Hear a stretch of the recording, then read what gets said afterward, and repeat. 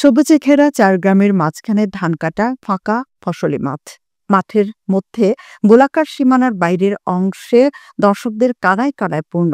সীমানার ভেতরে দ্রুত বেগে ছুটছে লাল, কালো আর সাদা রঙের টগবগে ঘোড়া। ঘোড়ার পিঠে চাবুক হাতে তাড়া দিচ্ছে কিশোররা। শুক্রবার ১০ জানুয়ারি বিকেলে দিনাজপুরের বিরামপুর উপজেলার পলিপ্রয়াগপুর ইউনিয়নের টাটকপুর গ্রামের মাঠে এই ঘোড়া দৌড় প্রতিযোগিতা অনুষ্ঠিত হয়। স্থানীয় পলিপ্রয়াগপুর মৎস্য চাষী সমবায় সমিতি লিমিটেড এ ঘোড়া দৌড় প্রতিযোগিতার আয়োজন করে। ঘোড়া দৌড় খেলা দেখতে উৎসুক দর্শকের ছিল উপচে পড়া ভিড়। আশপাশের উপজেলা থেকে লোকজন এই খেলা দেখতে আসেন। প্রতিযোগিতায় ১০টি ঘোড়া অংশগ্রহণ করে।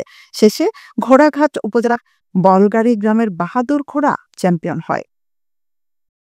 আমি ঘোড়া খেলা দেখতে আসছি ভাই। এটা আগের যুগে খুব খেলা হতো, এখন হয় না, এজন্য খেলা দেখতে আসছি। আমি আসছি ভেলার পাড় থেকে মুকুন্দ। খেলা দেখে আমাদের খুব ভালো লাগতেছে, এই জন্য আমরা খেলা দেখতেছি। গ্রাম বাংলার ঐতিহ্যকে ধরে রাখার জন্য প্রতি বছরের ন্যায় এবারও আমরা ঘোড়া খেলার আয়োজন করছি এবং আপনারা দেখবেন যে গ্রাম বাংলার লোক এই খেলাটাকে কিভাবে গ্রহণ করে। তার কারণে এখানে হাজার হাজার লোকের সমাগম।